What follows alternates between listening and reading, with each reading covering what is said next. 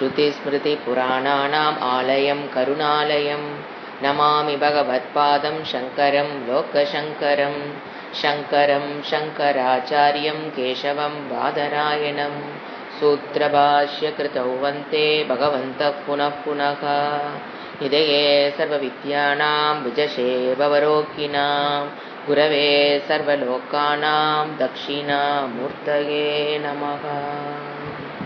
ॐ सहना भवतु सहनौ भुनक्तु सह वीर्यङ्करमावहै तेजस्विनावधीतमस्तु मा विद्विषावहै। ॐ शान्ति शान्ति शान्तिः। नारद भक्ति सूत्र நான்காவது அத்தியாயம் நாரத பக்தி சூத்ராணி. இதுல நாம் இருக்கிறது நான்காவது அத்தியாயம் பிரேம நிர்வச்சனம். பிரேம அன்பு நிர்வச்சனம். வச்சனம்னா வாக்கு, வாக்கினால் விவரிக்கப்பட முடியாதது அப்படிங்கிறது நிர்வச்சனம். அன்பை வெளிப்படுத்த முடியாதது. இப்ப நம்ம அன்பு அப்படிங்கிறது எப்படி புரிஞ்சுக்கணும் அப்படின்னு பார்த்தீங்கன்னா, ஆனந்தம் என்பது ஆத்மாவுடைய சொரூபம், மனதினுடைய சொரூபம் அல்ல. இப்ப உதாரணமாக ஆத்மாவுடைய, இப்போ நம்ம என்னுடைய முகம் எடுத்துக்கோங்களேன், உதாரணத்துக்கு ஈஸியா புரிஞ்சுக்கலாம். ஒரு உதாரணம் சொல்றேன். இப்போ என்னுடைய முகத்தை நான் பார்க்க முடியாது. ஒரிஜினல் முகத்தை, ஒரிஜினல் முகம் reflected, original face reflected face ரெண்டு வச்சுக்கணும். ஒரிஜினல் ஃபேஸை நான் பார்க்க முடியாது. இப்ப எனக்கு ஏற்ற மாதிரி இருக்கிறவங்க they are seeing my original face, not the reflected face. எனக்கு ஏற்ற மாதிரி நிக்கிறவங்க they are seeing my original face, but I cannot see my original face. அப்போ எனக்கு ஃபேஸ் எப்படி இருக்குன்னு தெரியுது அப்படிங்கும்போது by using the reflecting medium mirror, by using the reflecting medium இப்படித்தான் இருக்குது அப்படிங்கிறத நம்ம வாழ்நாள் ஃபுல்லா நம்ம reflecting face, not original face. You are seeing only the as though it is as like original. இதுக்கு அதுக்கு வேறுபாடு கிடையாது.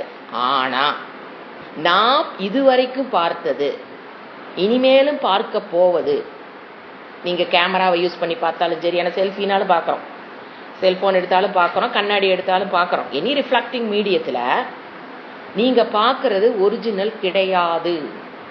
It is only the reflected face. இதே கான்செப்ட் தான் இப்ப அப்படியே ஆத்மாவை கொண்டு வரும். என்ன தெரியணும், இதுவரைக்கும் நான் ஒரிஜினல் ஃபேஸை பார்த்தது கிடையாது.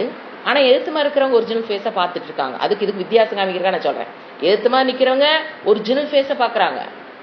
அதே மாதிரி அவங்களுடைய ஒரிஜினல் ஃபேஸை நான் பார்க்கிறேன், ஆனா அவங்களுடைய ஒரிஜினல் ஃபேஸ் அவங்க பார்க்கறது இல்ல. சோ நான் எப்படி என்னுடைய ஒரிஜினல் ஃபேஸை பார்க்க முடியாது, முடிந்ததில்லை, முடிய போவதும் இல்லை. பட் எதை பார்த்துட்டு இருக்கேன், ரிஃப்ளெக்டிங் ஃபேஸை தான் நான் பார்த்துட்டு இருக்கிறேன். அது ரெண்டும் ஒரே மாதிரி இருக்கிறனால நான் இப்படித்தான் என் முகம் இருக்குன்னு நான் யூகிச்சுக்கிறேன், யூகித்து கொண்டுதான் இருக்கிறேன். I cannot see. அந்த மாதிரி இப்ப என்னுடைய சொரூபம், ஆத்மாவுடைய சொரூபம் ஃபர்ஸ்ட் சத்து, அது ஒரிஜினல் சத்து. ஆத்மாவுடைய சத்து, இருப்பு, எக்ஸிஸ்டன்ஸ் இருப்பது ஒரிஜினல் சத்து. நான் அதை பார்க்கவோ அனுபவிக்கவோ முடியாது. பட் அதனுடைய ரிஃப்ளெக்டட் சத்து எங்க இருக்குது, ஒரு ஒரு ஆப்ஜெக்ட்லயும் table is, chair is, pen is, பேனா இருக்கிறது, பென்சில் இருக்கிறது, புஸ்தகம் இருக்கிறது, இருக்கிறது இருக்கிறது இருக்கிறதுன்னு சொல்றது ரிஃப்ளெக்டட் சத். இட் இஸ் நாட் ஒரிஜினல் சத். அந்த இருப்பை நான் அறிகிறேன் போது ஃபர்ஸ்ட். அடுத்தது ஆத்மாவுடைய சித்து. அறிவு. அந்த அறிவுங்கிறது எங்க நான் பார்க்கிறேன், அந்த அறிவு வெளிப்படுகிற இடம் மனம். சத்த நான் எங்க வெளிப்பட்டு பார்க்கிறேன், ஜடப்பொருள்களில் அதனுடைய சத்த நான் ரிஃப்ளெக்டட் சத்தை வச்சுதான் ஒரிஜினல் சத்தை என்னால இருக்குன்னு யூகிக்க முடியும். அதை போல் ஒரிஜினல் சித்து அப்படிங்கிறத எங்க வெளிப்படுது, ஒரு சித்து எங்க வெளிப்படுது, இந்த டேபிள்லயும் சேர்லயும் சித்து வெளிப்படாது, மனம். அதுலதான் அந்த ஆத்மாவுடைய ஒரிஜினல் சித்து நான் பார்க்கறது கிடையாது. ரிஃப்ளெக்டட் சித்து, ரிஃப்ளெக்டட் கான்சியஸ்னஸ், அதை தான் நான் என்ன பண்றேன், மனதில் நான் அறிகிறேன். அடுத்தது அதை போல் ஆத்மாவுடைய இன்னொரு சொரூபம் என்ன, ஆனந்தம். ஏன்னா இங்க சப்ஜெக்ட் என்ன, ஆனந்தம், பிரேமம். ஏன்னா ஆனந்தம்ங்கிறது இட்ஸ் an attitude of என்ன சொல்லுது, we cannot give different definition for Ananda and love. The attitude of Ananda is love. The attitude of Ananda is love. இது எனக்கு பிடிச்சிருக்கா, I love it, எனக்கு பிடிச்சிருக்கணும் முதல்ல. ஸோ இந்த ஆனந்தத்தையும் லவ்வையும் நம்ம என்ன பண்ண முடியாது, we cannot give different definitions. ரெண்டும் ஒன்று தான். அது ஒரு ஆட்டிடியூட் வெளிப்படுற. ஸ்டோர்டு ரிசர்வாயர் வாட்டருக்கும் வெளியில வர ரிசர்வாயர் இருந்து வெளியில வர வாட்டருக்கும் how can you differentiate? Both are water only, but different stages. One is stored, we cannot see. One is we can see the water which is coming out, but both of them are water only. அதுக்குன்னு சில தன்மைகள், இது stored வெளியில தெரியாது, அதுக்குன்னு ஒரு force இருக்கு, அதுல இருந்து கரெக்ட் எலக்ட்ரிசிட்டி எடுக்கிறோம். இந்த மாதிரி டிஃபரன்சஸ் இருந்தாலும் both are same. அந்த மாதிரி ஆத்மாவுடைய எந்த இடத்துக்கு வர, இப்போ மூணாவது ஆனந்தம், த ஒரிஜினல் ஆனந்தம். ஆத்மா என்ன சொரூபம், சத்து. அதை நம்ம ரிஃப்ளெக்டட் சத்தை தான் பார்க்கிறோம் விஷயங்கள்ல. அடுத்து ஒரிஜினல் சித்தை நம்ம பார்க்கறது இல்ல, அதோட அறிவு வெளிப்படுற மனதில் அந்த அறிவை நாம் அறிகிறோம். அடுத்தது ஆத்மாவுடைய ஆனந்த சொரூபம் வெளிப்படுவது. ஏன்னா எல்லாமே ரிஃப்ளெக்டட். ஒரிஜினல் இங்க இருக்கு, கண்ணாடியில ரிஃப்ளெக்டட் மீடியம் இருக்கிற மாதிரி, ரிஃப்ளெக்டட் ஃபேஸ் நான் பார்க்கிற மாதிரி ஆத்மாவுடைய சத்து, ஆத்மாவுடைய சித்து உடைய ரிஃப்ளெக்டட் சத்து, ரிஃப்ளெக்டட் சித்து. கம்மிங் டு ஆனந்தம், ஆத்மா இஸ் ஆனந்த சொரூபக. ஒரிஜினல் ஆனந்தம் வேற, ரிஃப்ளெக்டட் ஆனந்தம் வேற. இந்த ஆனந்தம் மனதில் வெளிப்படுகிற ஆனந்தம் இஸ் ரிஃப்ளெக்டட் ஆனந்தம் only. It is not original ஆனந்தம். முதல்ல அதை புரிஞ்சுக்கணும். மனது வேற, ஆனந்தம்ங்கிறது வேற. அன்புங்கிறது, ஏன்னா நாம் என்ன நினைச்சுக்கிறோம், மனதிலிருந்து தோன்றுகிற, நாம் நினைச்சிட்டு இருக்கிறது ஆனந்தம் இஸ், மனது இஸ் த சோர்ஸ் ஆஃப் ஆனந்தம், is the source of love அப்படின்னு நாம் நினைச்சிட்டு இருக்கிறோம். நோ, ஆனந்தம் and love, which cannot be separated, is different entity from the mind. மனதிலிருந்து வேறுபட்ட ஒரு தன்மை படைத்தது ஆத்மாவுடைய சொரூபமாக இருப்பது ஆனந்தம். ஆனா என்னன்னா அது ரிஃப்ளெக்டிங் மீடியம் தான் மனம். எது ஒரிஜினல் ஆனந்தத்தை we cannot experience. நம்ம முகத்தையே நம்மளால we cannot see போது how can you see the ஆத்மாஸ் ஆனந்தம் ஒரிஜினல். ஆனா அதனுடைய ரிஃப்ளெக்ஷன், ஆத்மாவுடைய ஆனந்தத்தினுடைய, கமிங் டு தி தேர்ட், ஆனந்தத்தினுடைய ஒரிஜினல் ஆனந்தத்தினுடைய ரிஃப்ளெக்ஷனை நம்ம எங்க பார்க்கிறோம், மனம். ஏன், அதுதான் ரிஃப்ளெக்டிங் மீடியம். அதுல எதை நம்ம பார்க்கிறோம், அறிவையும் நம்ம பார்க்கிறோம், ஆனந்தத்தையும் பார்க்கிறோம். ஆனா தட் இஸ் நாட் ஒரிஜினல் அறிவு, தட் இஸ் நாட் ஒரிஜினல் ஆனந்தம், பிகாஸ் இட் இஸ் மைண்ட். அதுல ரிஃப்ளெக்ட் ஆகிற அதை தான் நம்ம, தட் இஸ் எக்ஸ்பீரியன்சல் ஆனந்தம். ஆச்சுங்களா? இப்போ இது ஒரு அறிவு. எது ஆனந்தம், love is not the part of the mind, it is not the product of the mind, it is not என்ன சொல்றது, சோர்ஸ் ஆஃப் மைண்ட். அதுல இருந்து வந்தது கிடையாது, பார்ட்டோ பார்ட்ஸ் அது கிடையாது. It is different entity. This ஆத்மா சொரூபம், அது மனதுக்கு சொந்தமானது அல்ல. ஆனா ரிஃப்ளெக்ட் பண்ணுது மனம், பட் அது மனதுக்கு சொந்தமானது அல்ல, மனதிலிருந்து தோன்றுவது அல்ல. அது ஆத்மாவுடைய ஆனந்தத்தை மனம் ரிஃப்ளெக்ட் பண்ணுது. ஃபர்ஸ்ட் அறிவு. ரெண்டாவது அந்த லவ்வுக்கு ஆனந்தத்துக்கு என்ன சொன்ன, அன்புனா பிரேமை, அன்பு, ஆனந்தம். இது ரெண்டுக்குள்ள கனெக்ஷன் என்ன, நான் யார லவ் பண்ணுவேன், யார் என்னை ப்ளீஸ் பண்றாங்களோ, எனக்கு ஆனந்தத்தை கொடுக்குறாங்களோ, அவங்கள நான் என்ன பண்றேன், லவ் பண்ணுவேன். இப்ப ஃபர்ஸ்ட் என்னது, செல்ஃப் லவ்.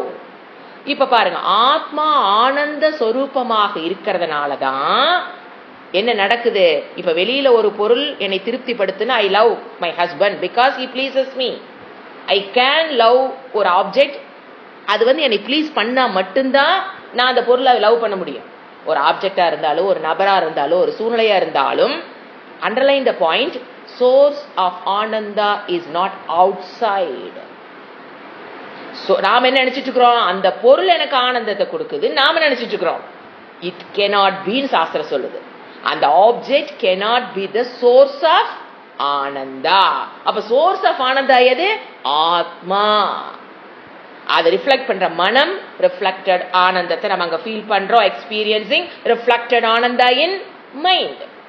அப்போ அதை எப்ப நம்ம ஃபீல் பண்றோம், throughout the day 24/7 அந்த ஆனந்தத்தை நம்மளால லவ் பண்ண ஃபீல் பண்ண முடியுதா, இல்ல. ஏன், எப்பெல்லாம் எனக்கு ப்ளீஸ் பண்ற விஷயங்கள் வெளியில தெரியுதோ அப்ப என்னால் அந்த லவ், அந்த ஆனந்தம் எப்படி வெளிப்படுது, love the stored reservoir expressed out as river water. stored water எதா வெளிப்படுது, ஏன்னா ஆனந்தத்தை நம்ம வெளிப்படுது, லவ்வா என்ன பண்றோம், வெளிப்படுத்துகிறோம். அப்ப அந்த லவ் மனதிலிருந்து லவ் வெளியில வரணும்னா, ஸ்டோர்டு வாட்டர் ரிசர்வாயர் அந்த ஸ்ட்ரீம் ஆஃப் ரிவருக்கு வரணும்னா என்ன கண்டிஷன், நம்ம மனதில் இருந்த ஆனந்த சொரூபம் அன்பாக வெளிப்படணும்னா என்ன கண்டிஷன், கண்டிஷனல் லவ். ஏன்னா ஏதாவது என்ன ப்ளீஸ் பண்ணுச்சுன்னா என்ன பண்றேன், நானு ஐ express my love towards that object person. அன்பை நான் அங்கு வெளிப்படுத்த முடிகிறது. ஏதாவது என்னை டிஸ்டர்ப் பண்ணுச்சுன்னா என்னால் அதை வெளிப்படுத்த முடியறது இல்ல. ஏன்னா அதை ப்ளீஸ் பண்ணலினா என்னால என்ன பண்ண முடியாது, ஐ cannot express love. அப்போ அடுத்த பாயிண்ட், என்னை நான் அதிகமாக உலகத்திலேயே நான் யாரை நான் ஃபர்ஸ்ட் லவ் பண்றேன்னா, உண்மை என்னன்னா ஒவ்வொருவரும் தன்னைத்தான் அதிகமாக நேசிக்கிறார்கள். ஆத்மனஸ்து காமாய சர்வம் பவதி. நீ உன்னை நீ அதிகமாக விரும்புவதால் தான் உனக்கு எது ப்ளீஸ் பண்ணுதோ அதையெல்லாம் நீ விரும்ப முடிகிறது. சோ நீ என்ன சொரூபமாக இருக்கணும், நம்ம இதுல இருந்து என்ன லாஜிக்கா புரிஞ்சுக்கிறோம், எப்படி வெளியில் இருக்கிற பொருள்கள் என்னை ப்ளீசஸ் பண்ணுதோ அதனால நான் அதை விரும்புறேனோ, அப்ப ஆத்மஸ்வரூபம் ஆனந்தத்தை தருவதாக இருப்பதால் தான் ஐ லவ் மை செல்ஃப். எப்படி வெளியில் இருக்கிற பொருள்கள் என்னை ப்ளீஸ் பண்ணுது, ஆனந்தத்தை கொடுக்குதுனால நான் லவ் பண்றேனோ, அதே போல் கண்டிப்பா ஆத்மஸ்வரூபம் ஆனந்தமாக இருக்கிறதுனால தான் ஐ கேன் லவ் மை செல்ஃப். இப்ப நம்ம ஒருத்தர் துரத்தனா ஓடுறோம், குத்துறக்கு வரான், ஏன் ஓடுறோம், காப்பாத்திக்கணும். எனக்கு மேல அவ்வளவு ஆசை இருக்கனாலதான் ஓடுறோம். அதை தெரிஞ்சுக்கணும். எதுக்கு ஓடுறா, பயந்துட்டு ஓடுற, குத்திடுவான்னு ஓடினா, நான் வாழ வேண்டும், நான் இல்லாமல் போகக்கூடாது. ஒருத்தன் அவனை விரும்புவதால் தான் யாரா குத்த வரும்போது ஓடுறோம். என் மேல எனக்கு வெறுப்பு இருந்துன்னு வச்சுக்கோங்களேன், என்னை விரும்பலின்னு வச்சுக்கங்களேன், குத்துடான்னு வெயிட் பண்ணிட்டு இருக்கோம். நம்ம யாருமே அப்படி வெயிட் பண்றது இல்லை. குத்து, நான் போயிடுறேன், கொரோனாவா, யாராவது அலட்சமா என்ன, கொரோனாவா வா வந்து என்னை முடிச்சு கட்டிடு, கூப்பிட்டமா என்ன, ஏன், I love so much myself. That is self love. அந்த செல்ஃப் லவ் தான் வெளியில வரும்போது எப்படி வருது, எக்ஸ்டர்னல் ஆப்ஜெக்ட் மேல இருக்கிற love, self love because of that ஆனந்த சொரூபா. அந்த செல்ஃப் லவ், செல்ஃப் ஆனந்தம் தான் என்னை எது ப்ளீஸ் பண்ணுதோ அதெல்லாம் எனக்கு என்ன பண்ணுது, அதை என்ன லவ் பண்ண முடியுது. சோ இதுல இருந்து என்ன கன்க்ளூஸ் பண்ணிடலாம், இப்ப நம்மள ஒருத்தர் விரும்புறாங்க அப்படின்னா, அது பெண்ணா இருக்கட்டும், ஆணா இருக்கட்டும், கணவனா இருக்கட்டும், மனைவியா இருக்கட்டும், எது வரைக்கும் நான் சோர்ஸ் ஆஃப் ஆனந்தமா அவங்களுக்கு தெரியறனோ, ஏன்னா அவங்க அப்படிதான் நினைச்சிட்டு இருக்காங்க, she is the source of, ஏன்னா அவங்களுக்கு தெரியாது I am the source of ஆனந்தான்னு அவங்களுக்கு தெரியாது. அவங்க எதை நினைச்சிட்டு இருக்காங்க, இவதான் எனக்கு சோர்ஸ் ஆஃப் ஆனந்தா அப்படிங்கிற வரைக்கும் தான் ஒரு மனிதன் இன்னொரு மனிதனை விரும்ப முடியும். எது வரைக்கும், சோர்ஸ் ஆஃப் ஆனந்தமா நம்ம இருக்கிற வரைக்கும் தான் என்னை ஒருத்தனால விரும்ப முடியும். ஏன், நானே எப்படித்தானே, எனக்கு யாரு சோர்ஸ் ஆஃப் ஆனந்தா இருக்கிறாங்களோ அவங்கள தான் என்னால விரும்ப முடியுது. அடி ஒத போட்டாங்கன்னா என்னை அவங்களால விரும்ப முடியுது, அவங்கள என்னால விரும்ப முடியாது. நான் அப்படித்தானே, வைஸ் வர்சா. அப்ப என்ன எதிர்பார்க்க கூடாது, த்ரூஅவுட் த லைஃப் ஒருத்தர் நம்மளை விரும்ப முடியுமான்னு கேட்டா இட் இஸ் நாட் பாசிபிள் சாஸ்திரம் சொல்லுது. ஏன்னா ஒருத்தருக்கு பிடிச்ச மாதிரி அவங்களுக்கு சோர்ஸ் ஆஃப் ஆனந்தத்தை நம்மளால என்ன பண்ண முடியாது, யாருனாலையும் கொடுக்க முடியாது. It is not practical. என்னாலையும் கொடுக்க முடியாது த்ரூ அவுட் லைஃப். அவங்களாலே சோர்ஸ் ஆஃப் ஆனந்தமா இருக்க முடியாது. இந்த லைஃப்ல தான் அன்பு காட்டி வாழ்கிறோம். அன்பு is different from love. And இது அன்புங்கிறது அன்கண்டிஷனல். இதெல்லாம் என்னது, கண்டிஷனல் தான் லவ் தான். இப்ப நான் என் கணவனை, இதுக்கு பேர் தான் கண்டிஷனல் லவ்னு பேர். இப்ப நான் என் கணவனை விரும்புகிறேன் அப்படின்னா அவர் கண்டிப்பா சோர்ஸ் ஆஃப் ஆனந்தமா இருக்கிறாங்கிற ஒரு கன்க்ளூஷன்ல தான் நான் என்ன பண்ணிட்டு இருக்கிறேன், ஐ லவ் மை ஹஸ்பண்ட் நான் சொல்ல முடியும். அவர் பட்டையா உதைக்கிற மாதிரி இருந்தா, கஷ்டத்தை கொடுக்குற மாதிரி இருந்தா, I cannot love my husband. அதே மாதிரிதான் வைஸ் வர்சா. நீங்க யார வேணா அந்த எழுத்துமா நிக்கிறவங்க யார வேணா உங்க அம்மாவை போட்டு பாருங்க, அப்பாவை போட்டு பாருங்க, குழந்தைகளை போட்டு பாருங்க, மகன் மகள் எல்லாத்தையும் போட்டு பாருங்க. எல்லாம் என்னதான், எப்போ அவங்க நமக்கு சோர்ஸ் ஆஃப் ஆனந்தமா தெரியுறாங்களோ அது வரைக்கும் தான் நம்மளால லவ் பண்ண முடியும். This is the second point. இதுதான் இந்த சப்ஜெக்ட்ல அவர் சொல்றது. அடுத்தது எதோட கனெக்ட் பண்றாரு, இப்ப நம்ம இங்க பேசுறது பரப்பிரேமா. இது ஜென்ரலா அன்புன்னு பார்த்தோம். அடுத்து வேற எதை பத்தி பேசுறாரு, பரப்பிரேமா, ஈஸ்வரனோட கூடிய பக்தி. ஏன்னா ஈஸ்வரனுடைய அன்புங்கிறது ஐ லவ் இறைவான்னு சொல்லக்கூடாது, அது பக்தின்னு வேர்டு. ஒரு தேசத்துக்கு மேல இருக்கிற expression of love and affection towards கண்ட்ரிக்கு என்ன சொல்லுவோம், தேச பக்தி. the word is replaced by பக்தி. ஐ லவ் மை ஹஸ்பண்ட் சொல்லலாம், but I love my nation சொல்ல மாட்டோம். அது தேச பக்தின்னு சொல்லுவோம். அதே மாதிரி தாய் தந்தையர் என்ன சொல்லுவோம், பெற்றோர் மீது இருக்கிற பக்தி. அது மாதிரி நம்மளோட பெரியவங்க இருக்கிற இடத்துல அப்ப இறைவனுக்கு என்ன சொல்லணும், பக்தி. even though it is love and affection only, expression of love and affection towards Bhagavan is called bhakti. இப்ப இந்த இறைவனோடு இருக்கிற அன்பு எப்படிப்பட்டது, இப்ப நமக்கு தெரிஞ்சிருச்சு. வெளியில இருக்கிற விஷயங்கள் நான் ஏன் லவ் பண்றேன் அப்படின்னா, எது வரைக்கும் அதெல்லாம் என்னை ப்ளீசஸ் பண்ணுதோ அது வரைக்கும் தான் அதனால என்னால் நம்ப முடியும், ஏத்துக்க முடியும், லவ் பண்ண முடியும். அதை போல் பரப்பிரேம என்பது இதெல்லாம் என்னது, கண்டிஷனல் லவ். என்ன condition, it should pleases me, then only I can love. That is conditional love. But towards Bhagavan பரப்பிரேம அனிர்வச்சனீயம் பரப்பிரேம பிரேமஸ்வரூபம். அது unconditional love. That is the difference between a love of the object Bhagavan. ஏன் நம்மனால அவர்னால unconditional love அவர் மேல நம்ம, ஏன் that love is unconditional love. அவரு நம்மகிட்ட இருந்து சோர்ஸ் ஆஃப் அவர் அவங்களுக்கு அவருக்கு நமக்குள்ள பாண்டிங் என்னன்னு பாருங்க. இறைவன் நம் மீது அன்பு செலுத்துகிறார் என்றால் that is not conditional love. அதே மாதிரி நான் இறைவனிடம் அன்பு செலுத்துறேங்கிறது it is not conditional love. That is அதை என்ன சொல்றாரு, அன்கண்டிஷனல் லவ் இஸ் பரப்பிரேம ஸ்வரூபம். அத ஃபர்ஸ்ட் சொன்னாரு. அடுத்தது மூக்கா சுவாதனவத்து. அந்த அன்பை நம்ம என்ன பண்ண முடியாது, வார்த்தைகளால் விளக்க முடியாது. அடுத்து என்ன சொன்னாரு, பிரகாசத்தே குவாபி பாத்ரே. அந்த அன்பு எங்க, அந்த ஆனந்த ஸ்வரூபம் இறைவனுடைய ஆனந்த சத்து சித்து ஆனந்தம்ங்கிறத இறைவன் அந்த கான்சியஸ்னஸ் அதனுடைய ஆனந்தம் எங்க வெளிப்படுது, பிரகாசத்தின வெளிப்படுது. ரிஃப்ளக்டிங் மீடியம் எந்த இடத்துல, ஒரு இறைவன் சொரூபத்தை அறிந்தவர்களுடைய மனதிலும்.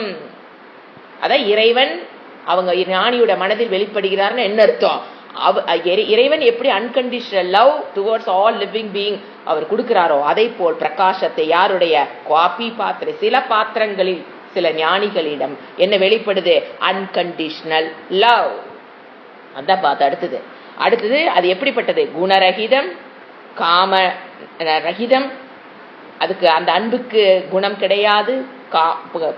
பிரதிக்ஷண வர்த்தமானம், அதாவது அந்த கொஞ்சம் கொஞ்சமா வளரக்கூடியதுன்னா எப்படி ஞானம் வளரக்கூட தோஷங்கள் இல்லாமல் இருக்கிறது பேரு தோஷங்கள் குறைந்து கொண்டு வருவது என்பது வளர்ச்சி. எப்படி இப்ப ஞானம் வளர்ந்து கொண்டு வருதுன்னா என்ன அர்த்தம், சம்சயம் குறையுதுன்னு அர்த்தம். அந்த மாதிரி இந்த அன்பு என்னது, வளர்ந்து கொண்டு வரக்கூடியது. அவிச்சின்னம், அங்க என்ன கிடையாது, நோ செப்பரேஷன். அந்த அன்பில பிளவு வேறுபாடு என்பது கிடையாது, சூக்ஷ்மதரம். ஆனா அனுபவ ரூபம், அந்த ஆனந்தத்தை நாம் மனதில் அனுபவிக்க முடியும். அனுபவிக்க முடியாத விஷயம் அல்ல, அதுதான் மோக்ஷம். அந்த என்னுடைய ஆனந்த ஆத்மா ஆனந்தத்தை எங்க அனுபவிக்கிறோம்? மனதில். ஆனா இந்த ஃபார்ம் ஆஃப் ரிஃப்ளெக்டட் ஆனந்தம் ஒன்லி. அடுத்தது இப்ப நம்ம பார்க்க வேண்டியது தத் பிராபிய, இதை அடைந்ததற்கு பிறகு. எது? அகம் ஆனந்த சொரூபக, நான் ஆனந்த, என்னுடைய ஆத்மஸ்வரூபக இஸ் ஆனந்த சொரூபக. அதை அறிந்ததற்கு பிறகு தத் பிராபிய ததேவ லோக்கயத்து, அவன் அதையே தான் பேசுறான், அதையே தான் கேட்கறான், அதையே தான் பார்க்கறான், பேசுறான், கேட்கறான். அப்படின்னா என்ன அர்த்தம்? அதையே தான் சிந்தனையும் பண்றான். அந்த ஞானியோட நிலையை சொல்றாரு. அவர் இங்க உலகத்தை எப்படித்தான் பார்க்கிறாரு? இறைவனாக. ஏன்னா அந்த ஆத்மா, அந்த இறைவன் தான் இந்த உலகமாக இருக்கிறாருங்க போது அவன் உலகத்தை எப்படி பார்க்கிறான்? இறைவனாக. அப்படின்னா ஞான கண்ணால் பார்க்கக்கூடிய பார்வை வேறு, இந்த கண்ணுல பார்க்கிற பார்வை வேறு. நீங்க ஞானத்தை அடைந்ததற்கு பிறகும் கண் என்னதான் காமிக்கும்? சேராதான் காமிக்கும், இறைவனா காமிக்காது. பேனாவா தான் காமிக்கும். ஆனா மனப்பக்குவத்தின் மூலியமாக, அந்த ஞானத்தின் மூலியமாக, ஞான கண்ணினால் அவனால் என்ன பார்க்க முடியுது? இங்கு இருப்பது அனைத்தும் இறைவனை தவிர்த்து வேறல்ல. அவன் பேசுவதும் கேட்பதும் அனைத்தும் எனது. நீங்க இந்திரிய விஷயங்கள் எதை கேட்டாலும் இறைவனை தவிர்த்து வேறல்ல. நீங்க எதை பேசினாலும் இறைவனை தவிர்த்து வேறல்ல. மற்றவரிடமிருந்து எதை கேட்டாலும், நீங்க பேசினாலும், நீங்க பார்த்தாலும் எல்லாமே என்னது? இறைவனை தவிர்த்து வேறல்ல. அதனால அவன் எப்படி பார்க்கிறான்? எல்லாற்றையும் இறைவனாக அவன் பார்க்கிறான். அடுத்து இப்ப இன்னைக்கு நம்ம பார்க்க வேண்டியது ஒரு டிஃபரெண்ட் சப்ஜெக்ட் வருது. கௌனி விதாம், இம்மு போடணும். கௌனி விதாம் குணபேதாத் ஆர்த்தாதி பேதாத்து வா. கௌனி த்ரிதாம். இப்ப கௌனி அப்படின்னு பாத்தீங்கன்னா செகண்டரி அப்படின்னு அர்த்தம். இன்கம்ப்ளீட் பக்தியில, இப்ப பக்தி பத்தி தான் படிச்சுட்டு இருக்கிறோம். அது செகண்டரி பக்தி அப்படின்னு அர்த்தம், நாட் பிரைமரின்னு அர்த்தம். கௌனி த்ரிதாம், 3 வகை. எதனால? குணபேதா, குணத்தினுடைய சத்துவ ரஜ குணபேதத்தினால். ஏன்னா முக்கியம் இல்லாத பக்திங்கிறது துவைத பக்தின்னு தெரிஞ்சுக்கணும். ஏன்னா எது முக்கிய பக்தி? அது அத்வைத பக்தி. நாரதருடைய லாங்குவேஜ் முக்கிய பக்தின்னு எது? அத்வைத பக்தி. முக்கியம் இல்லாத செகண்டரி பக்தி எது? துவைத பக்தி. செகண்டரி பக்தி ஒன்னு தெரிஞ்சுக்கணும். துவைத பக்தி is the stepping stone to achieve to go. அத்வைத பக்திக்குள்ள போறக்கு இந்த துவைத பக்தி தான் ஸ்டெப்பிங் ஸ்டோன். நம்ம பக்தியை ஒரு வேதாந்திக் ஸ்டூடெண்ட் நெவர் கிரிட்டிசைஸ் துவைத பக்தி. அவங்க என்ன ஜெனின் ரெக்வஸ்ட் என்னன்னா வேதாந்தின் கேட்கறது, அந்த துவைத பக்தியிலேயே அல்டிமேட் கோலாக நின்று விடக்கூடாது. அதுதான் வேதாந்தின் சொல்றதே. நீ துவைத பக்தி அவங்க கிரிட்டிசைஸ் பண்றவங்க அல்ல. ஏன்னா அவங்க அத்வைத பக்திக்குள்ள வர்றதுக்கு முன்னால தே என்ஜாய்ட் துவைத பக்தி a lot. அதை என்ஜாய் பண்ணி அதை யூஸ் பண்ணி தான் எங்க வந்திருக்காங்க? அத்வைத பக்திக்கு, முக்கிய பக்தி அத்வைத பக்திக்கு வந்திருக்காங்க. இங்க இவர் சொல்றது கௌனி பக்தினா துவைத பக்தி. முக்கியம் இல்லாத செகண்டரி பக்தினா இதுல தேவையில்லாத பக்தின்னு அல்ல, ஸ்டெப்பிங் ஸ்டோன் பக்தின்னு எடுத்துக்கலாம். எது? துவைத பக்தி. நான் வேறு, இறைவன் வேறு. அந்த பக்திக்கு பேரு துவைத பக்தி. தட் இஸ் செகண்டரி பக்தி, தட் இஸ் ஸ்டெப்பிங் ஸ்டோன். அத்வைத பக்தி போறக்கு இதுதான் ரொம்ப முக்கியம். அது என்ன சொல்றாரு? த்ரிவிதா துவைத பக்தி இஸ், இது பகவத்கீதையிலே வருது. 3 விதமான பக்தி. எதனால? ஏன் அந்த மனுஷங்களுக்குள்ள 3 விதமான பக்தி வருது? 3 விதமான குணத்தினுடைய வெளிப்பாடு.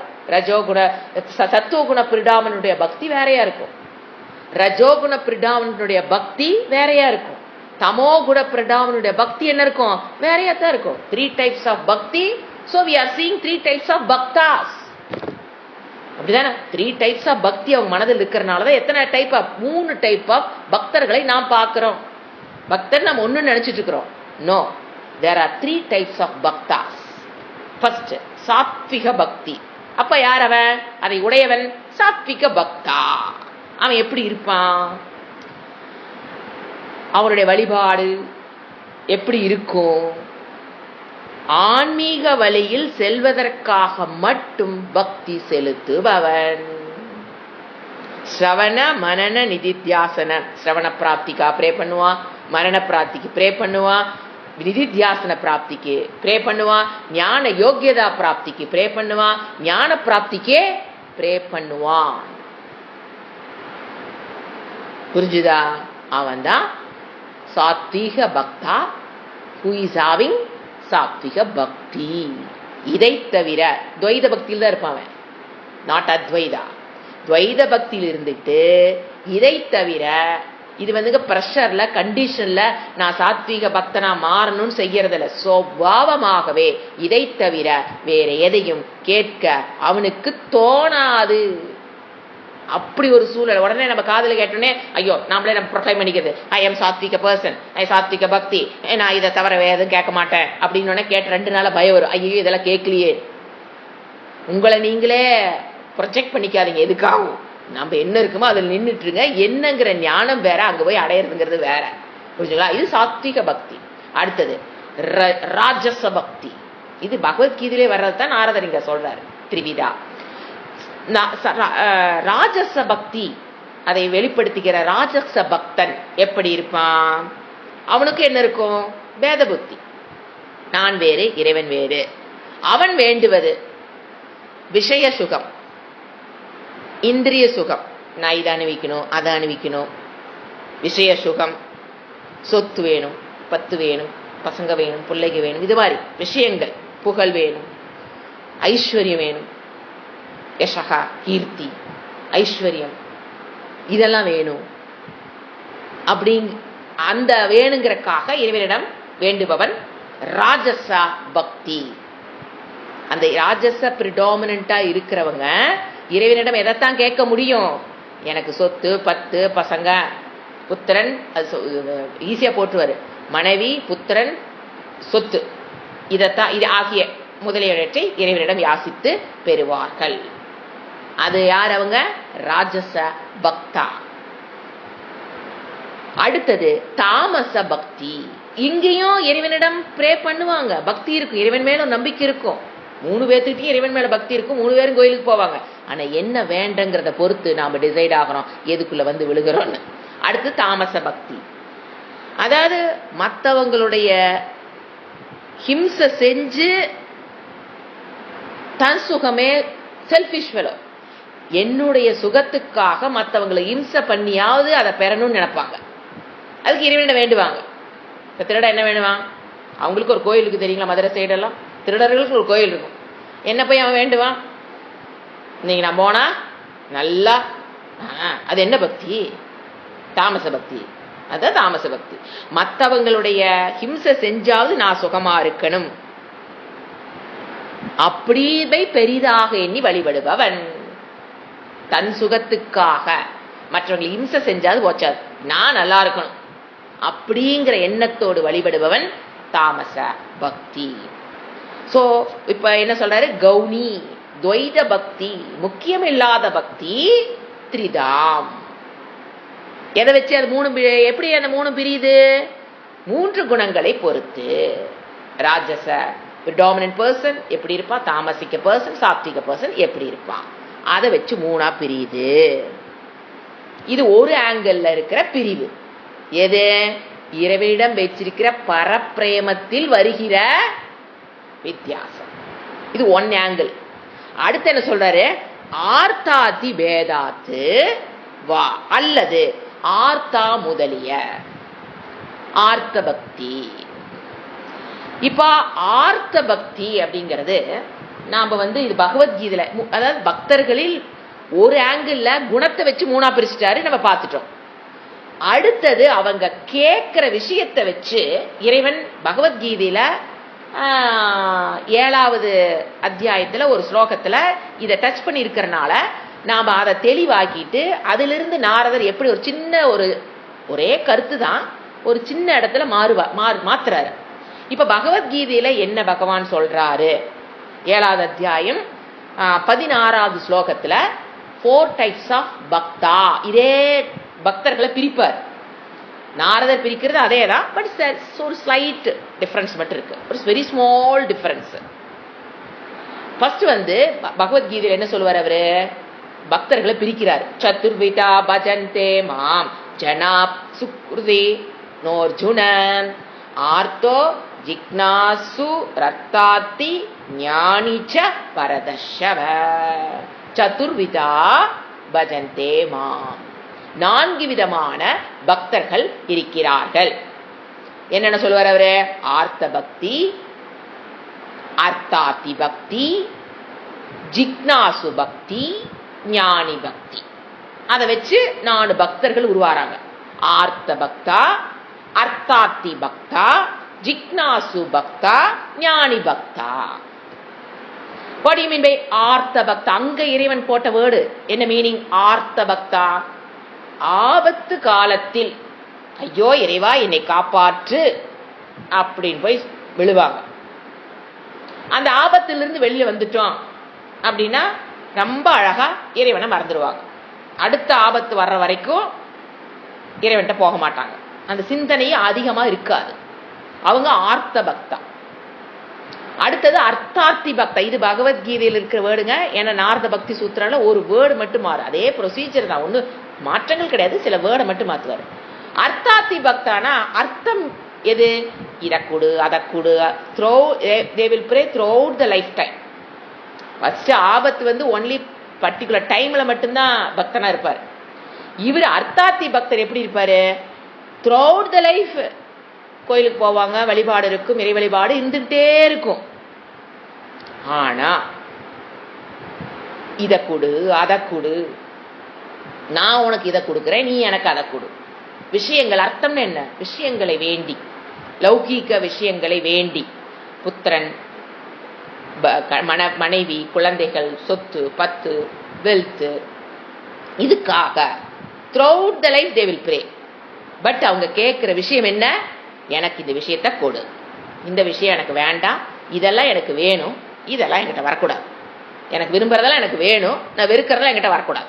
நோய் வரக்கூடாது, ஆரோக்கியம் வரணும். இந்த மாதிரி அர்த்தாத்தி. ஆனா they will pray, they will do puja, shodashopachara, they will do parayanam, they will do all laukika karmas. எது பக்தி மார்க்கத்தில் இருக்கிற எல்லா கர்மத்தையும் பண்ணுவாங்க. டெய்லி கோயிலுக்கு போவாங்க. 4 மணிக்கு ஈஸ்வரன் கோயில உட்காந்துருப்பாங்க. ஆனா என்ன கேட்கிறாங்க? எனக்கு இதை கொடு, அதை கொடு. இது 2வது பக்தன். தப்பு எங்கேயுமே தப்பு கிடையாதுங்க. எதுலையும் போய் ஸ்டக் ஆயிடக்கூடாது. அதுதான் இறைவன் சொல்றாரு. தவிர இது தப்புன்னு சொல்லல. கேளு, நான் கொடுக்கறேன், கேட்டா தான் கொடுப்பேன்னு வேற சொல்லுவார். ஸோ தப்பு இல்லை.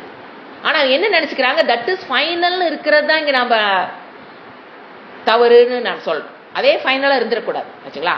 அர்த்தாத்தி. அடுத்ததாரு ஜிக்னாசு ஞாத்துமிச்சுஹு. இறைவா நீ யார்? நீ எங்க இருக்க? உன்னுடைய சொரூபம் என்ன? எப்படி இந்த உலகத்தை படைச்ச? ஏன் இந்த உலகத்தில் இருக்கிற வேறுபாடு? நீ படைத்தது உலகத்தை படைத்ததில் ஏன்? இந்த மாதிரி இறைவனை அறிந்து கொள்ள வேண்டும். ஞாத்துமிச்சுகு. அவ்வளவுதான். ஞாத்துமிச்சுகு இறைவனை பற்றி தெரிஞ்சுக்கணும், பிலாசபி பத்தி தெரிஞ்சுக்கணும், the truth of this world பத்தி தெரிஞ்சுக்கணும். ஜிக்னாசு. அப்புறம் அந்த ஆசை வந்ததுக்கு அப்புறம் அவன் என்ன பண்ணணும்? ஒரு குரு கிட்ட போய் வேதாந்த படிச்சு அதுக்கப்புறம் என்ன ஆகிறார் அவரு? ஞானி. ஞானி பக்தி. ஞானத்தை பெற்றதற்கு பிறகு அவன் என்னதான்? அதான் இறைவன் சொல்றாரு பக்தன். ஞானி கொண்டது எங்க போடுறாரு? இஸ் அ பக்தன். பட் அத்வைத பக்திக்கு வந்தவர் ஞானி. இவங்க 3 பேர் எங்க இருப்பாங்க? ஞான் வேறு, இறைவன் வேறு. இறைவா நான் இறைவனை பற்றி அறியணும், இறைவன் எனக்கு அதுக்கு உண்டான அருளை கொடு, சக்தியை கொடுன்னு இறைவன்கிட்ட கேட்கறது ஜிக்னாசு பக்தி. இது பகவத்கீதையில் சொல்லப்பட்ட விஷயம். ஆனா இதே கருத்தாக இருந்தாலும் அதுல அழகா ஒரு மாறுபாட்டை இவர் நாரதர் கொடுக்கிறார். இப்ப நான் சொல்றது நாரதா ஸ்டைல். புரிஞ்சுங்களா? Don't confuse with Bhagavad Gita. இவ்வளவு நேரம் பார்த்தது பகவத்கீதை. இப்போ நாரதாவுடைய டேபிள் என்ன? அவருடைய டேபிள் ஃபர்ஸ்ட் அவர் கொடுக்கிறது அர்த்தாத்தி பக்தி. வேர்டு மட்டும்தாங்க மாறும். அர்த்தாத்தி தான் அவர் நம்பர் 1 சொல்றார். ஃபர்ஸ்ட் அவர் சொல்றது அர்த்தாத்தி. அர்த்தாத்தினா he is doing business. இது நான் கொடுக்குறேன், அதை நான் கொடுக்குறேன், நீ எனக்கு அதை கொடு, இதை கொடுன்னு கேட்கிற பக்தன் அர்த்தாத்தி பக்தன். ஒரு என்ன சொல்லுது? ஒரு லோ ஃபர்ஸ்ட் லெவல். அடுத்தது இறைவன் கேட்பாரு, அவருக்கு குறைவன் முடிச்சு கொடுக்குறாரு, அதுல ஒரு திருப்தி. அடுத்த வாழ்க்கையில் ஒன்று தேவை வரும். throughout the life he will pray, but demanding, asking something from பகவான். இறைவா எனக்கு இதை கொடு, அதை கொடு. அடுத்தது ரெண்டாவது யார சொல்றாரு நாரதர்? ஜிக்னாசுவ ரெண்டாவதா போடுறாரு. இது வந்து Narada stable, not Krishna stable. ரெண்டாவது எதை போடுறாரு? ஜிக்னாசு பக்தா. இவர் என்ன சொல்றாரு? அந்த ஜிக்னாசுக்கும் ஞானிக்கும் ஒரு ஒரு கேப்ப, ஒரு இன்னும் கொஞ்சம் டெப்த்துக்காக அவர் பிரிக்கிறார். நாரதர் வந்துங்க இன்னும் கொஞ்சம் நம்ம டெப்தா புரிஞ்சுக்கிறதுக்காக பிரிக்கிறாரு. என்ன சொல்றாரு? ஜிக்னாசு பக்தன் அவன் முதல்ல எப்படி இருப்பான்னு பாத்தீங்கன்னா, அவங்கிட்ட என்ன இருக்குன்னா, ஈஸியா சொல்லணும்னா முமுக்ஷுத்துவம் இல்லாத ஜிக்னாசுன்னு பிரிக்கிறார். ஜிக்னாசு ரெண்டா பிரிக்கிறாரு. முமுக்ஷுத்துவம் இல்லாத ஜிக்னாசு, அடுத்த கடைசி வேர்டு முமுக்ஷுத்துவத்துடன் கூடிய ஜிக்னாசு. அவர் என்ன வேர்டு போடுறாரு? ஃபர்ஸ்ட் என்ன வேர்டு போட்டாரு? அர்த்தாத்தி. ஃபர்ஸ்ட் பக்தன், அது நமக்கு நல்லா தெரிஞ்சிருச்சு, வேணும்னு கேட்கிறவன். ரெண்டாவது ஜிக்னாசுனே போடுறாரு. ஜிக்னாசுனா நாட் முமுக்ஷுத்துவம் கிடையாது.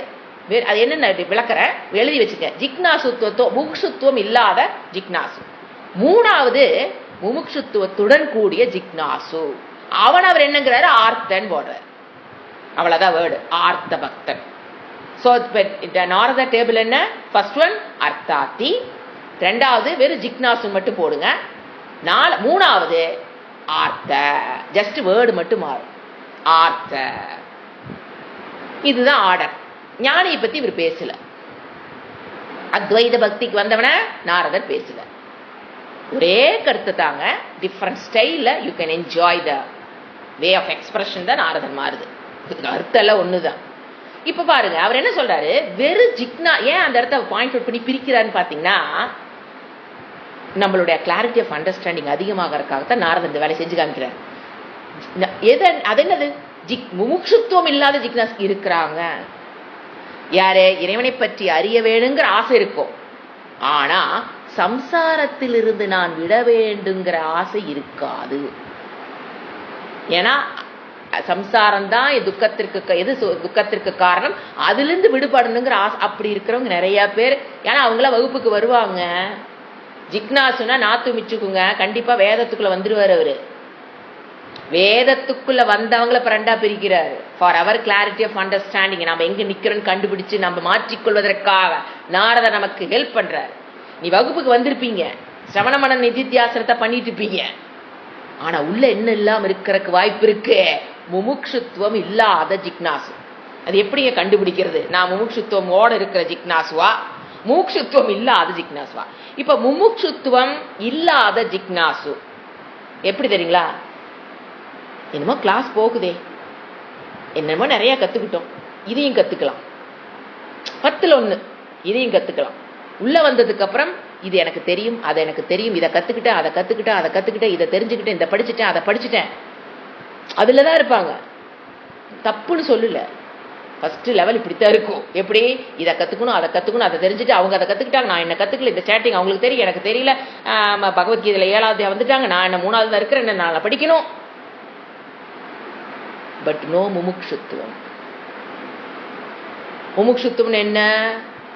இந்த முமுட்சுத்துவம் இல்லாத ஜிக்னாஸ் இப்படிதான் இருப்பாங்க. They come to Vedanta, no doubt in that. சிரவணம் போயிட்டு இருக்கும், டவுட் எல்லாம் கேட்பாங்க. ஆனா என்ன, ஒரு நீங்க இது வந்து பாத்தீங்கன்னா காலேஜில் போய் பிலாசபி படிக்கிறாங்க, சங்கருடைய பிலாசபி, அத்வைத பிலாசபி படிக்கிறாங்க. அவங்கெல்லாம் யாரு? முமுட்சுத்துவம் இல்லாத ஜிக்னாசு. செமினார் வச்சா ஆளாக பேசுவாங்க, என்னது சிரோமணி பட்டம் வாங்குவாங்க. எஸ், அதுல இருக்கிற எல்லா பஞ்சமகா கோஷா கேட்டீங்கன்னா 2 மணி நேரம் பேசுவாங்க. பஞ்சமகா யக்னங்களை கேட்டீங்கன்னா 3 மணி நேரம் பேசுவாங்க. they know everything. ஆனா என்ன இல்ல?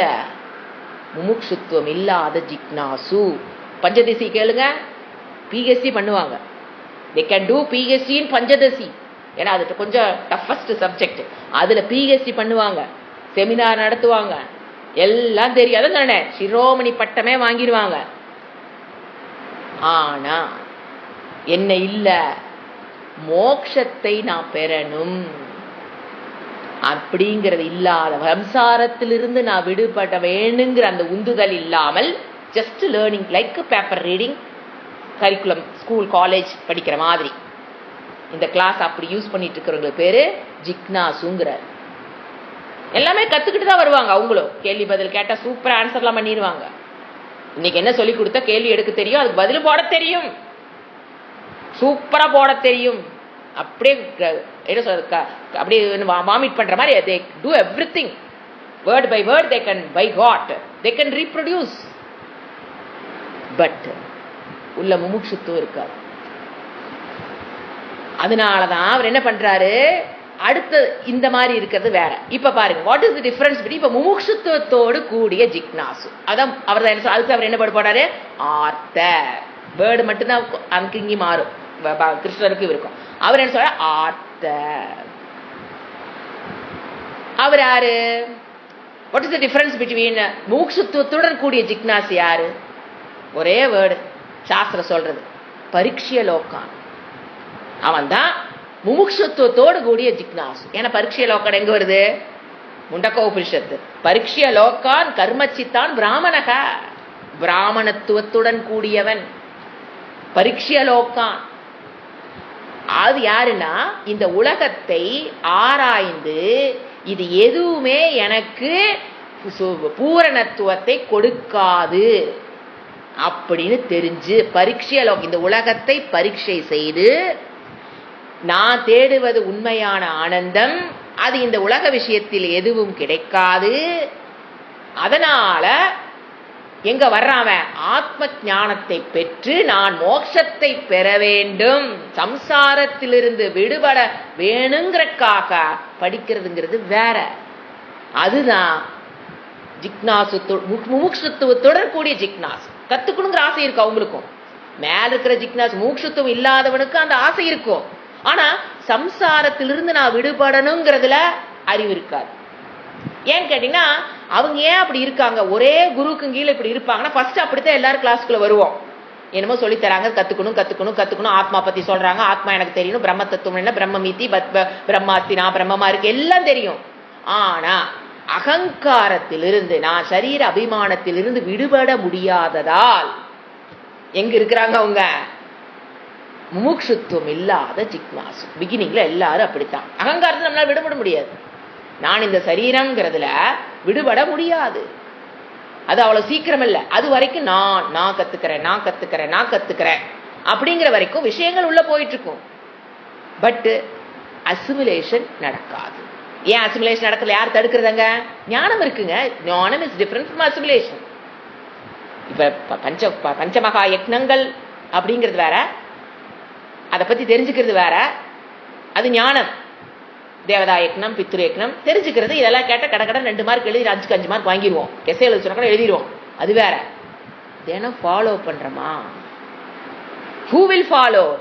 அறிவு இருக்கிறவனால பஞ்சமகா யக்னங்கள் டெய்லி பண்ண முடியாது, அறிவு மட்டும்தான் இருக்கும். உதவாது. என்ன நடக்கும், அவங்க எல்லா அறிவு இருக்கும், but they will not do panchamaha yagna daily. அவன் யாரு, முமுட்சுத்துவம் இல்லாத ஜிக்னாசவன். அதே முமுட்சுத்துவம் உள்ளவனாக இருந்தால் அவன் என்ன பண்ணுவான், அந்த அகங்காரத்தை சமர்ப்பணம் பண்ணினவன் தான் முமுட்சுத்துவம். 4 அகங்காரத்தை இறைவன்கிட்ட சமர்ப்பணம் பண்ணிட்டானா சொல்றாங்க, செய்யறான். ஸ்ரத்தா, that is the difference between. ஸ்ரத்தால தான் என்ன பண்றாங்க, 2 பேரும் மாறுபடுறாங்க. ஜிக்னாசு, முமுட்சுத்துவம் இல்லாத ஜிக்னாசுவும் முமுட்சுத்துவத்தோட கூடிய ஜிக்னாசுக்கும் மெயின் எங்க மாறுது, ஸ்ரத்தா.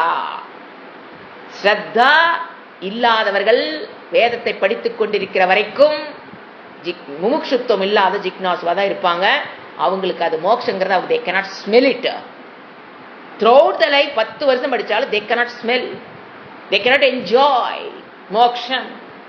பட் முமுட்சுத்துவத்தோட கூடிய அந்த ஸ்ரத்தையுடன் கூடிய ஜிக்னாசுதான் எதை ஸ்மெல் பண்ண முடியும், வாட் இஸ் மோக்ஷம். ஏன் எதுக்காக வந்தாவன், மோட்சத்தை பிரதானமாக கொண்டு ஜிக்னாசுவத்தை வளர்த்திக்கிட்டு ஞானத்தை பெறான், மோட்சத்தை பெறான். இந்த மோட்சத்துவம் இல்லாதவங்க தெரிஞ்சுக்கணும், தெரிஞ்சாச்சு, கிளாஸ் எடுப்பேன், எல்லாமே தெரியும், பட் என்ன இருக்காது, அந்த இன்ன அகங்காரம்.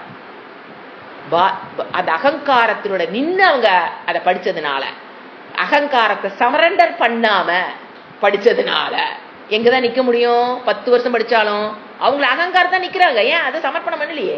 சோ அகங்காரத்தில் நின்று நீங்க வேதாந்த படிக்கிற வரைக்கும் என்னவாத்தான் இருப்போம், ஜிக்னாசு வித்தவுட் முமுக்ஷு. அந்த அகங்காரத்தை எப்ப அவனால எடுத்து நம்மளால சமர்ப்பணம் பண்ண முடியாதுங்க. It will take time. அப்போ அகங்காரத்தை நீங்க சமர்ப்பணம் பண்றீங்கன்னா முதல்ல என்ன வேணும்? ஸ்ரத்தா வேணும். ஏன்னா இல்லாம நம்ம அகங்காரத்தை ஒருத்தர் நம்மளால சமர்ப்பணம் பண்ண முடியாது. அப்படி சத்தையோடு அகங்காரத்தை சமர்ப்பணம் பண்ணி இறைவா, அதான் சொல்லுவாங்க பக்தி சந்நியாசம் சொல்லுவோம். பக்தி சந்நியாசம் எப்படிங்க? இது பக்திக்கும் சந்நியாசத்தையும் பக்தி சந்நியாசம் வாங்க. எப்படி தெரியுங்களா? அதுதான் இது பக்தி. எப்படிங்க சந்நியாசம் வேர்டு? பக்தி சந்நியாசம் எப்படி நீங்க சொல்றீங்க? ஏன்னா சந்நியாசம் என்ன? ஞானேன சர்வ கர்ம சன்னியாசி எடுத்துக்கிட்டாலும் சரி, நீங்க வீட்டை விட்டுட்டு வந்த சன்னியாசியா இருந்தாலும் சரி, பக்தி தான் சந்நியாசம். என்னன்னா ஃபர்ஸ்ட் பக்தி எப்படி இருக்கணும்? ஏகரூப தர்ஷனம், ஏகரூப பிரார்த்தனா. அதாவது இறைவன் ஒரு கல்லுல பார்த்து இந்த இடத்துல இறைவன் இருக்கிறார், நாம இறைவனை வழிபடுறோம், அவர் நமக்கு நல்லதெல்லாம் செய்வார், நம்ம கெட்டது செஞ்சா அவர் தண்டிப்பார். இது ஏகரூப பக்தி. இது ஃபர்ஸ்ட் லெவல். கோயில் இருக்கிறது என்னது? ஏகரூப பக்தி. அது எப்படி டிரான்ஸ்ஃபர் ஆகணும்? அதுக்கு அடுத்தது விஸ்வரூப பக்தி is a second level. There are 3 levels of bhakti. First one ஏகரூப பக்தி, ரெண்டாவது விஸ்வரூப பக்தி. வேதாந்தத்துக்குள்ள வந்ததுக்கு அப்புறம் இங்க இருப்பது அனைத்தும் இறைவனை, கல்லுல மட்டும் இறைவன் இல்ல, நான் பார்க்கறது அனைத்தும் விஸ்வரூப பக்தி. விஸ்வரூப தர்ஷனம், வியஷ்டி சமஷ்டி ஐக்கியம். அது என்னது? விஸ்வரூப தியானத்தின் மூலியமாக பிராக்டிஸ் பண்றது எது? விஸ்வரூப பக்தியை அடைவதற்காகத்தான் நம்ம என்ன பிராக்டிஸ் பண்ணணும்? விஸ்வரூப தியானம், சமஷ்டி வியஷ்டி ஐக்கியம். இது விஸ்வரூப பக்தி செகண்ட் ஸ்டேஜ். இந்த செகண்ட் ஸ்டேஜ் வந்ததுக்கு அப்புறம் இங்க இருப்பது அனைத்தும் இறைவனுக்கு அப்புறம் என்னுடையது அப்படிங்கிறது எல்லாம் என்னை விட்டு நழுவி விடுகிறது. நான் என்பதும் இது என்னுடையதுங்கிற 2 வார்த்தையும் அவங்க டிக்ஷனரியில இருந்து காணாமல் போய்விடுகிறது. அப்படித்தானே? விஸ்வரூப பக்திக்கு வந்ததுக்கு அப்புறம் உள்ள என்ன நடக்குது? நான் என்னுடையது, அகங்காரம் மமக்காரம்ங்கிற வார்த்தை அவங்க டிக்ஷனரியில இருந்து காணாமல் போய்விடுகிறது. தே ஞாசம் விட்டு விடுகிறார்கள். சம்யக்கு ஞாசம். எதை அவங்க ஞாசம் பண்றாங்க? ஞாசம்னா விடுதல். எதை அவங்க ஞாசம், எதை விடுவிக்கிறார்கள்?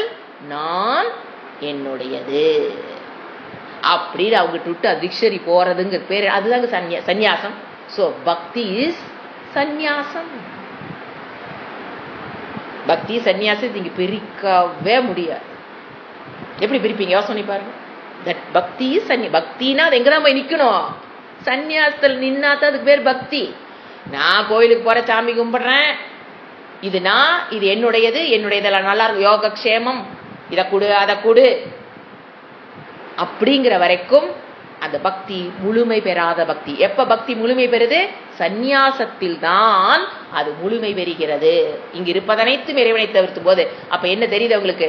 நான் ஒண்ணு கிடையாது, என்னுடைய 2 வார்த்தையும் அவங்க டிக்ஷனரியில இருந்து காணாம போறதுனால அவங்க they become சன்னியாசி. எக்ஸ்டர்னலா ஒரு கிரகஸ்த வாழ்க்கையில வாழ்ந்துட்டு இருப்பாங்க, வித் ஃபேமிலி செட்டப்போட தான் வாழ்வாங்க. ஆனா மனதில் அவங்க எங்க வந்துட்டாங்க? சந்நியாசிங்கிற பட்டத்துக்கு வந்தாச்சு, நிலைக்கு வந்தாச்சு. மனதளவில் சந்நியாசி. சர்வ கர்ம ஆத்மா கர்மத்தை பண்ணுதல்ங்கிற அறிவு, விஸ்வரூப பக்தி இருப்பதனைத்து விரணைத்தவிர்த்து வேறல்ல, ஆத்மா பிரம்ம சத்தியம் ஜெகன்மித்யா. இந்த அறிவுல தான் அவங்க எங்க வர்றாங்க? சந்நியாசி. தட் இஸ் பக்தி. இதுதான் என்ன சொல்றாரு இப்ப புரிஞ்சுங்களா? 3 என்னென்ன புரியணும்? ஃபர்ஸ்ட் அர்த்தாத்தி பக்தி, நாரதர் லெவலுக்கு வருவோம். அர்த்தாத்தி பக்தி, அவனுக்கு எது வேணுமோ இறைவன்கிட்ட கேட்டு பெற்றுக்கொண்டிருப்பான். நல்ல பிரேயர், புனஸ்காரம், பூஜை புனஸ்காரம் எல்லாம் எதையும் விட மாட்டாங்க. சாண்டிங்கா, பூஜையா, புனஸ்காரம் எல்லையும் விட மாட்டாங்க, எந்த கோயிலும் விட மாட்டாங்க. பட் என்ன கேட்கிறாங்க? அர்த்தாத்தி. அடுத்து யாரு? ஜிக்னாசு, இறைவனை பற்றி அறியணும், பட் நோ முமுக்ஷுத்துவம். சம்சாரத்திலிருந்து விடுபடணும்னு வேதாந்தம் படிக்க மாட்டாங்க, வேதாந்தத்தை கத்துக்கணும், எல்லாத்தையும் கத்துக்கணும், அதையும் கத்துக்கணும். That is one group. அடுத்தது முமுக்ஷுத்துவத்துடன் கூடிய ஜிக்னாசு, நான் சம்சாரத்திலிருந்து விடுபட வேண்டும் என்பதற்காக வேதத்தை கற்றுக்கொள்கிறேன். என்னன்னு தெரிஞ்சுக்கிறதுக்கு படிக்கல, சம்சாரத்திலிருந்து விடுபடணுங்கிறதுக்காக நான் கத்துக்கிறேன். அப்படின்னு நீங்க சொல்லும் போதுதான் எங்க வர்றோம், முமுட்சுத்துவத்துடன் கூடிய ஜிக்னாஸ். இப்ப அந்த சூத்திரத்துக்கு வரலாம். இந்த அறிவு இருந்தா தான் இந்த சூத்திரமே புரியும். என்ன சொல்றாரு பாருங்க, உத்தரஸ்மாத்து பூர்வ பூர்வா சேயாய பவதி. வெறி இதை மட்டும் படிச்சீங்கன்னா ஒன்றும் புரியாது. இவ்வளவு பெரிய இன்ட்ரோடக்ஷன் இருந்தாலே இது புரியுறது கஷ்டம். என்னன்னு பாருங்க, உத்தரஸ்மாத் பூர்வ பூர்வா ஸ்ரேயா பவதி. ஸ்ரேயம்னா தெரியும், சிறந்தது. பிற்பட்டு எழுதிங்க. இதுதான் மீனிங், டைரக்ட் மீனிங் கொடுக்குறேன், நீங்க அப்படியே கனெக்ட் பண்ணிக்கலாம்.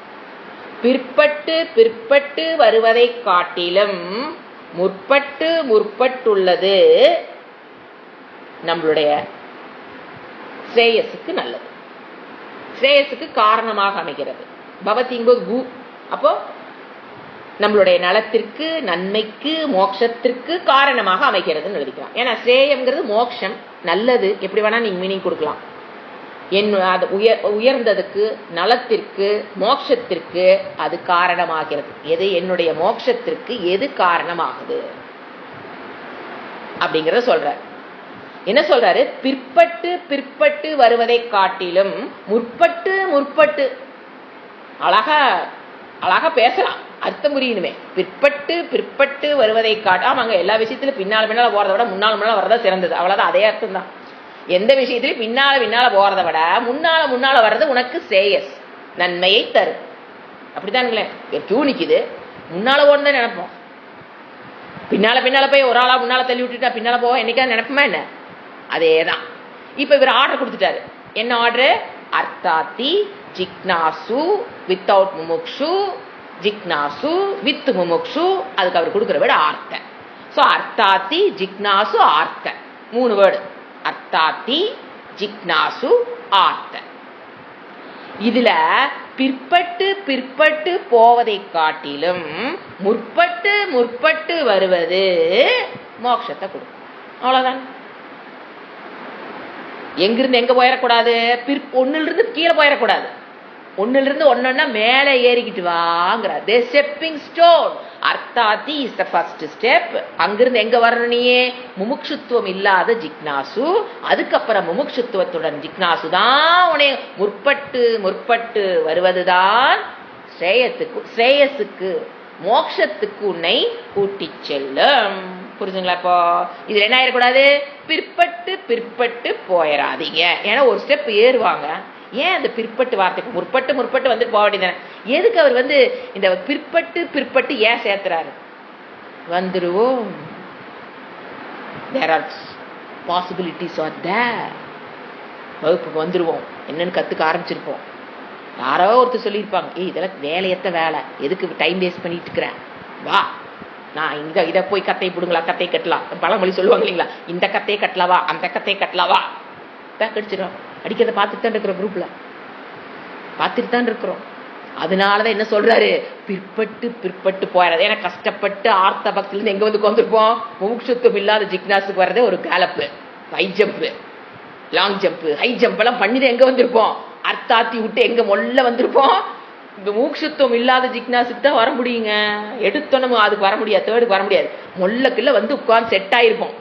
ஒருத்தன் சொல்லுவான், ஃப்ரெண்டு நம்ம யாரை நம்ப நல்லவங்கேன்னு வச்சிருக்கோமோ நம்மளுடைய செல்ஃப்ல, சந்தேகத்துக்கு இடமடியாத நல்லவர்களுக்கு அவன் ஒரு வார்த்தை சொன்ன போது என்னன்னு, இதெல்லாம் எதுக்கு வேலை, எந்த வேலை, அடவா நீ இதை என்ஜாய் பண்ணு, அதை என்ஜாய் பண்ணு, தவம் நீ எல்லாத்தையும் கல்யாண வீட்டில் வந்தா சோறு திங்க மாட்டேங்கிற, அந்த டான்ஸ் ஆட மாட்டேங்கிற, நீ நல்ல ட்ரெஸ் போட மாட்டேங்கிற, நீ லைஃப் என்ஜாய் பண்ணா தெரியாம இப்படி இருக்கிறியே, ஐயோ பாவம், வா come on let us enjoy this world. Charu Akash, be alert with Charu Akash. என்ன ஏதோ கடலை வாங்கியாது நல்ல நெய் வலிச்சு சாப்பிட்டு, கடை கொடுத்த வந்தா பிரச்சனை பண்ணு, உனக்கு என்ன, உனக்கு நோ ப்ராப்ளம், நீ வாங்கினவன் தானே, என்ஜாய். புரியுதுங்களா? அதான் பிற்பட்டுங்கிற நல்லா. ஆனா அந்த வார்த்தை ஏன் போட்டிருக்கான்னு சிந்திக்கணும். அப்ப போறக்கு வாய்ப்பு இருக்கிறதுனால நாரதர் என்ன சொல்றாரு, பிற்பட்டு போயிடாத, அடுத்ததுக்கு எங்க வா, முமுட்சுத்துவத்தோட ஜிக்னாஸுக்கு ட்ரை பண்ணு.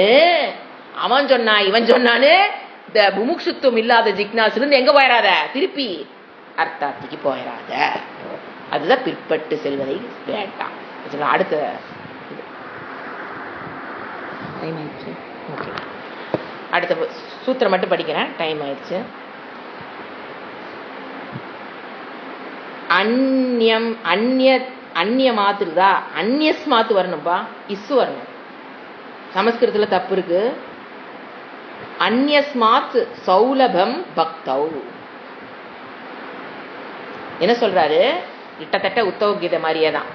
மற்ற எல்லா சாதனங்களை, மற்ற மார்க்கங்களை, தமிழ் மீனிங் எழுதிக்கலாம், மற்ற மார்க்கங்களை காட்டிலும் பக்தி சுலபமானது.